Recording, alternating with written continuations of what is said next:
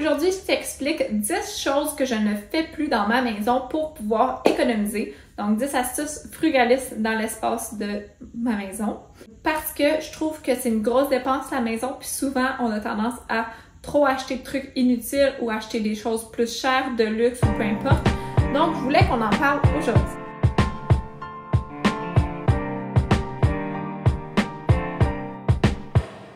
L'objectif du vidéo, c'est justement de vous inspirer puis de vous expliquer que c'est possible de moins dépenser pour sa maison. Bien entendu, c'est important de dépenser un certain minimum pour l'entretien de la maison, pour pas que la maison devienne une maison qui va être démolie au bout de la ligne. Il faut quand même prendre soin de sa maison. C'est vraiment pas une vidéo pour vous expliquer comment ne pas prendre soin de votre maison. Au contraire, on peut économiser sur les dépenses de notre maison et en prendre soin en même temps. Donc, je vais vous donner justement 10 choses à faire, 10 choses à faire pour économiser sur votre maison. Alors, je veux vraiment aujourd'hui que tu baisses tes standards de perfection dans ta maison parce que je sais que la société de surconsommation nous encourage à changer notre cuisine à chaque 5 à 10 ans. Puis à toujours faire des gros travaux comme ça qui sont souvent des milliers, voire des dizaines de milliers de dollars. Mais je veux vraiment que tu apprécies ta cuisine de 2006 si c'est le cas, ou même plus vieux, peu importe. Je veux que tu apprécies ce que tu as. Pour ça, j'ai aussi une vidéo que tu peux aller te référer. C'est la vidéo qui s'intitule « Impossible d'avoir une maison digne d'un magazine », justement pour vous montrer que ma maison aussi à moi, il y a plein d'imperfections dedans, puis j'apprends à vivre avec ces imperfections-là, puis que c'est pas quelque chose de crucial. Mais aujourd'hui, je vous explique les 10 astuces pour économiser. En passant, ces 10 astuces-là, c'est 10 astuces que je fais au quotidien, donc il y en a probablement d'autres, mais c'est des astuces que j'applique dans ma maison. Mon première astuce, c'est bien évidemment d'acheter des meubles seconde main. J'ai la grande majorité de mes meubles qui sont usagés. Je n'achète que très rarement des meubles neufs parce que c'est quand même cher quand on achète un meuble neuf. On parle de centaines, voire de milliers de dollars. Donc, j'essaie vraiment d'avoir des meubles usagés. Sauf ce qui est tissu. Donc, matelas, j'essaie de les acheter neufs ou sofa. Mon sofa, présentement, est usagé, mais je l'ai acheté de ma mère. Donc, je savais d'où il venait. Ça me convenait, mais j'aime pas ça acheter des gros meubles en tissu usagé. Mes meubles seconde main, j'ai aussi fait une vidéo là où je vous montre l'entièreté de mes meubles, qu'est-ce qui est usagé et autres dans ma maison. Tu peux aller voir aussi cette vidéo-là si ça te plaît. Mon deuxième astuce, c'est de non seulement acheter des meubles usagés, mais trouver des meubles dans les poubelles. Il y a souvent lors des collectes de déchets, des meubles qui traînent sur les bords de la rue, sur les bordures de la rue. Donc, pourquoi ne pas aller te dégêner un peu? Des fois, ça peut être gênant d'aller ramasser quelque chose sur le bord de la rue, mais te dégêner un peu, aller voir l'objet, puis si ça répond à tes besoins, pourquoi ne pas le prendre? J'ai beaucoup de meubles aussi comme ça que j'ai trouvé sur le bord de la rue parce que c'est pas nécessairement parce qu'ils sont mis aux poubelles qu'ils sont plus bons.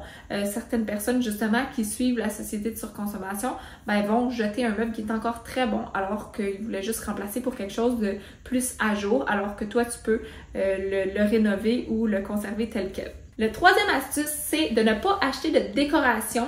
Puis, si vous voulez faire changement, d'interchanger un peu la décoration selon nos besoins.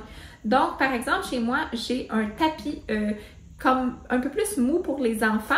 Des fois, il est dans la chambre du bébé. Des fois, il est dans l'aire de vie en bas. On le bouge selon nos besoins. Même chose des décorations, si tu veux redécorer ta maison, pourquoi ne pas prendre des cadres dans une pièce puis les changer dans une autre pièce puis faire des modifications comme ça ou changer les plantes de côté que tu as déjà. Donc, juste s'amuser avec la décoration qu'on a déjà, c'est possible. Mon quatrième astuce, c'est quelque chose que j'ai fait puis je veux vous en parler parce que je suis vraiment comme contente de cet achat-là. Ils vendaient sur Amazon des boîtes à 25 $ pour cacher les fils, par exemple tes fils de télévision.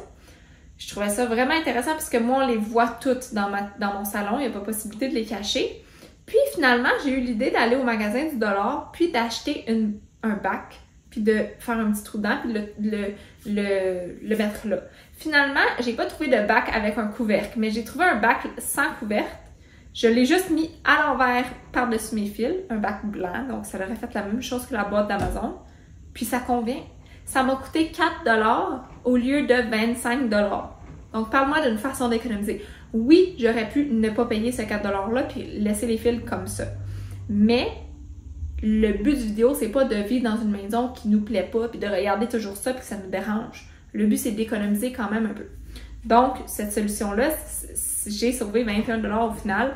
Oui, j'aurais pu sauver 25 $ si j'avais rien acheté, mais j'avais besoin de cacher ces fils-là pour mon bien-être. Je voulais plus les voir. Encore là, c'est important de faire des achats pour toi et non ta visite ou le voisin. Moi, les fils de la télévision me dérangeaient. Donc, j'ai remédié à la situation avec une option économique. Toi, peut-être que tes fils, tu les vois, mais ça te dérange pas. Alors, achète même pas la boîte cache-fil. Tu comprends? C'est ça le principe. Ça, c'est encore plus une économie. Si toi, ça te dérange pas, va pas répondre à un besoin que tu n'as pas de besoin au final.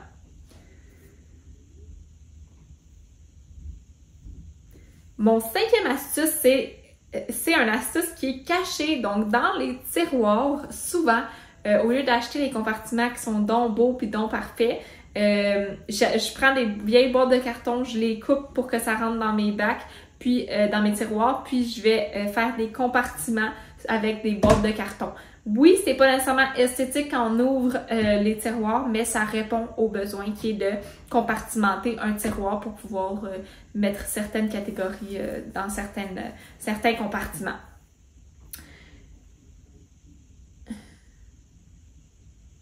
Mon 6e conseil, c'est de conserver les rideaux des anciens propriétaires le plus possible. S'il convient à tes goûts, ton esthétique et autres, pourquoi ne pas les conserver? Oui, parfois ils peuvent être vieux, mais tu peux sauver plusieurs centaines de dollars à conserver les rideaux puis les toiles de ta maison que tu as achetées.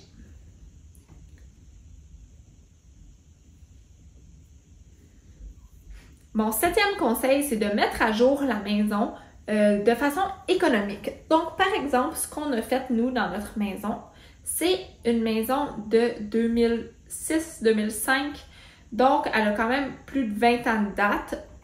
Donc, je voulais la mettre un petit peu à jour, surtout que j'ai vécu dans cette maison-là pendant ma jeunesse. Je voulais faire un petit peu différent.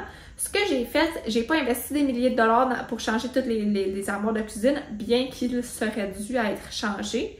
Ce que j'ai fait, j'ai simplement changé les luminaires et les poignées. Donc, en faisant ça, ça te coûte, oui, peut-être quelques centaines de dollars, mais tu peux rafraîchir ta maison, la mettre un petit peu plus moderne si tu le veux, ou la mettre plus à ton goût. Puis, c'est possible aussi de le faire avec des objets usagés, encore une fois. Donc, toutes les luminaires que j'ai achetées, la plupart étaient usagées. Les poignées de porte, non, n'étaient pas usagées. Mais bref, vous comprenez que à ce niveau-là, j'ai économisé beaucoup d'argent juste pour donner un petit coup de modernité à ma maison, sans démolir au complet ma cuisine, mes planchers et tout.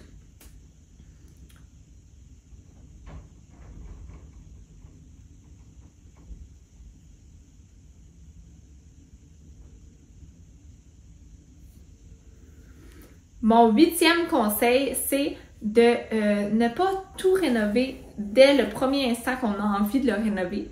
Comme par exemple, mon plancher dans l'air de vie dans mon rez-de-chaussée, j'ai envie de le rénover. Il est déteint, il y a plein de marques dessus. J'ai envie de le rénover ou de changer de plancher. Mais je sais que ma famille est jeune, mes enfants sont jeunes, ils vont maganer mon plancher. Ça me sert absolument à rien de le réparer en ce moment parce que je le sais que je vais devoir le réparer dans quelques années, sinon, si je le fais en ce moment. Donc, c'est d'accepter que on n'est pas dans cette étape-là de notre vie. C'est pas le moment d'avoir un plancher parfait. Donc, on va accepter le vieux plancher puis on le rénovera dans quelques années. Puis encore là, quand je vais le rénover, je vais pas tout retirer le plancher. Ce que je prévois faire, c'est de le sabler et juste de le teindre. Donc, de réutiliser le plancher actuel.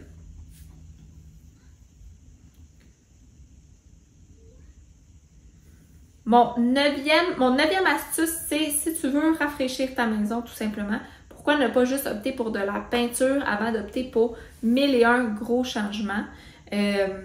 Donc, la peinture, oui, ça coûte un certain déboursé, mais ça peut te permettre de mettre ta maison à ton goût et non de laisser le jaune des années 80 sur tes murs.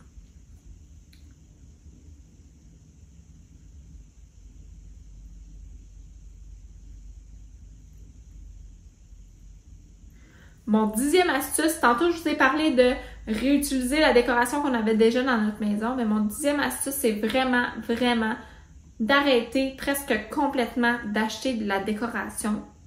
Parce que, de un, si tu achètes de la décoration parce que c'est à la mode, ça sera plus à la mode dans 6 mois, 1 an, 2 ans. Si tu achètes de la décoration pour remplir un vide, tu vas juste te rajouter du ménage à faire, tu vas juste te rajouter des factures à payer. Il n'y a comme rien d'avantageux à payer de la décoration. Oui, un minimum, mais encore là, je suis certaine que chez toi, tu as déjà un minimum de décoration avec lequel tu peux jongler.